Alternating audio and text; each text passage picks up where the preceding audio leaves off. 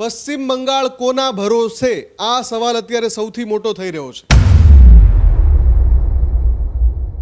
એમની નૈતિકતા ઉપર પણ સવાલ ઊભો થઈ રહ્યો છે. જ્યારે એ સંપૂર્ણપણે હાર્યા છે છતાં પણ રાજીનામું નથી આપી રહ્યા.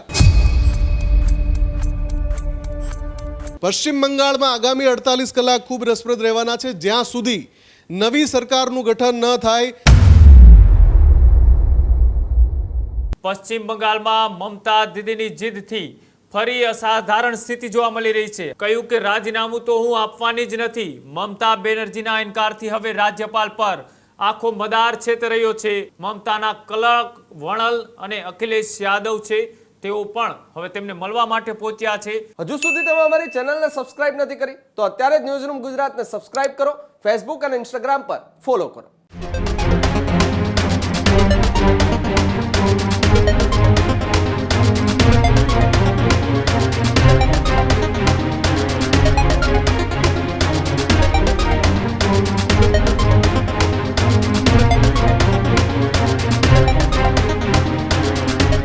સમાચારોમાં આગળ વાત કરીએ બીજા મહત્વપૂર્ણ સમાચારની, તો દેશની રાજનીતિમાં ભારે હલચલ જોવા મળી રહી છે. સૌ કોઈની નજરે પશ્ચિમ બંગાળ ઉપર છે. પશ્ચિમ બંગાળમાં મમતા દીદીની જીદથી ફરી અસાધારણ સ્થિતિ જોવા મળી રહી છે. હાર બાદ પણ ત્રણ દિવસ છતાં પણ નથી આપી રહ્યા મમતા દીદી રાજીનામું.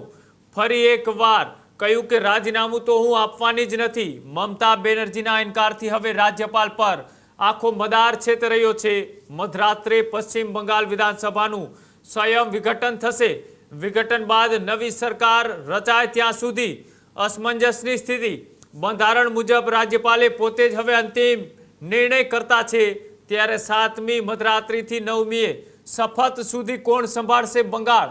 આ એક અભૂતપૂર્વ સ્થિતિ. આવું અગાઉ ક્યારે નથી થયું. આવું પૂર્વ જજ દ્વારા પણ કહેવામાં આવ્યું. મને બરખાસ્ત કરી દો તો પણ હું રાજીનામું નહીં આપું. આવી વાત મમતા બેનર્જીએ કરી.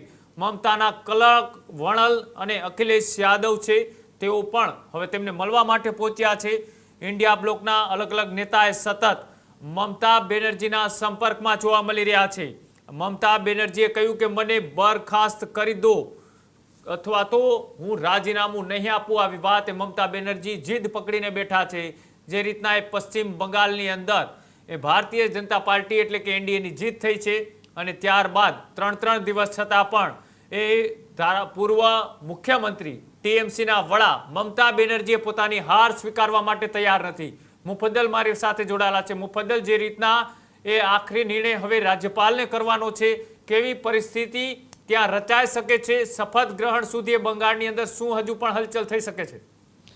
બિલકુલ કૃણાલ, આ એક એવી અભૂતપૂર્વ સ્થિતિ છે જે આની પહેલાં લગભગ ક્યારેય નથી બની દેશના રાજકીય ઇતિહાસમાં, કે કોઈ મુખ્યમંત્રી સંપૂર્ણપણે સ્પષ્ટ બહુમતી સામેના પક્ષને મળી હોવા છતાં પોતે રાજીનામું આપવાનો ઇનકાર કરી દે, સત્તા છોડવાનો ઇનકાર કરી દે. આ અભૂતપૂર્વ સ્થિતિ માટે મમતા બેનર્જી કેન્દ્રીય ચૂંટણી પંચને જવાબદાર ઠેરવી રહ્યા છે, પણ એમનો સીધો નિશાનો ભારતીય જનતા પક્ષ ઉપર પણ છે. બીજી વખત એટલે કે જ્યારે એમણે પક્ષની સ્ટ્રેટેજી માટેની બેઠક બોલાવી ત્યારે પણ એમણે કહ્યું કે હું રાજીનામું નહીં આપું. હવે 7 તારીખ એટલે કે મધરાતથી પશ્ચિમ બંગાળ વિધાનસભાની જે પાછલી સરકાર છે એનો કાર્યકાળ પૂર્ણ થાય છે. એટલે કે સંવિધાનની અંદર જે જોગવાઈ છે અનુસાર મધરાત્રે ગત વિધાનસભા જે છે એ બરખાસ્ત એની મેળે થઈ જાય, સંવિધાન મુજબ એનું વિઘટન થઈ જાય. તો હવે નવો સવાલ એ ઊભો થઈ રહ્યો છે કે જ્યારે વિધાનસભાનું વિઘટન થાય અને એ પછી નવી સરકારનો શપથ ગ્રહણ સમારોહ યોજાય, એ બંનેની વચ્ચે જેટલા દિવસનું અંતર હોય ત્યાં સુધી રાજ્યપાલ જે આગળના મુખ્યમંત્રી છે એને કાર્યકારી મુખ્યમંત્રી તરીકે પદ પર બન્યા રહેવાનું કહે. હવે આ અસામાન્ય સ્થિતિમાં મધરાતથી 9મી તારીખે જ્યાં સુધી ભાજપની સરકારનો શપથ ગ્રહણ સમારોહ ન યોજાય, એટલે કે 48 કલાક પશ્ચિમ બંગાળ કોના ભરોસે? આ સવાલ અત્યારે સૌથી મોટો થઈ રહ્યો છે. આગામી 48 કલાકમાં પશ્ચિમ બંગાળના રાજ્યપાલ શું કરશે? કેમ કે હવે જે અંતિમ નિર્ણય છે એ રાજ્યપાલના હાથમાં છે. રાજ્યપાલે નિર્ધારિત કરવાનું છે કે એમણે આ 48 કલાક માટે કોઈ વધારાની વ્યવસ્થા કરવી છે અથવા તો સ્થિતિ એમનેમ રાખવી છે? કેમ કે એ 48 કલાક દરમિયાન કંઈ પણ થાય પશ્ચિમ બંગાળમાં તો નિર્ણય કોણ લેશે? નિર્ણય કરતા કોણ રહેશે?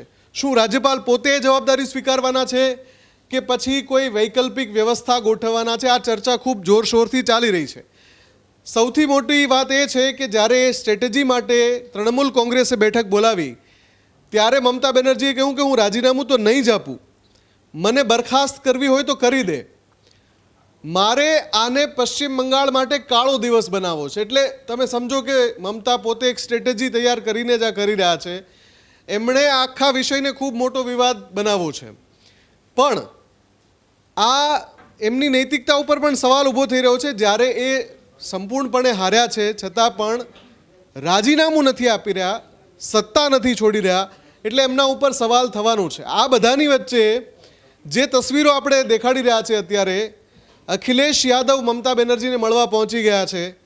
ઇન્ડિયા બ્લોકના તમામ નેતાઓ અત્યારે આ પરિસ્થિતિમાં મમતા બેનર્જીની સાથે છે. એક પછી એક ટેલિફોનિક સંવાદ કરી રહ્યા છે. અખિલેશ પોતે ઘરે મળવા પહોંચ્યા અને એમણે કહ્યું કે તમારી હાર નથી થઈ. એટલે જે સૂર મમતા બેનર્જીનો છે એ સૂર આખા ઇન્ડિયા બ્લોકનો છે. હવે આ સ્થિતિમાં ઇન્ડિયા બ્લોક એક સંયુક્ત લડાઈ લડી શકે છે ભાજપની વિરુદ્ધમાં અને ચૂંટણી પંચની વિરુદ્ધમાં. પણ પશ્ચિમ બંગાળમાં આગામી 48 કલાક ખૂબ રસપ્રદ રહેવાના છે. જ્યાં સુધી નવી સરકારનું ગઠન ન થાય ત્યાં સુધી અનિશ્ચિતતાભરી સ્થિતિ છે. કેમ કે 48 કલાક ખૂબ લાંબો સમય છે અને એ દરમિયાન જો કાર્યકારી મુખ્યમંત્રી પાસે જવાબદારી ન હોય તો રાજ્યપાલે વૈકલ્પિક વ્યવસ્થા કરવી પડે. એટલે તમામ નજર હવે જે પશ્ચિમ બંગાળના રાજ્યપાલ છે RN રવિ એના ઉપર છે કે એ શું નિર્ણય લે છે આગામી 6 થી 12 કલાકમાં. કૃણાલ. બિલકુલ, તો જે રીતના એ મમતા બેનર્જી કે જેઓ હજુ પણ પોતાની હારનો સ્વીકાર કરવા માટે તૈયાર નથી, 3 દિવસ છતાં ત્યાં એ હજુ પણ કોઈ નિર્ણય છે તે કોઈ લઈ શકે તેવી પરિસ્થિતિમાં નથી. હું બદલ જોડાવા બદલ આભાર. તો જે રીતના એ હવે શપથ ગ્રહણની થોડીક જ કલાકોની વાર છે.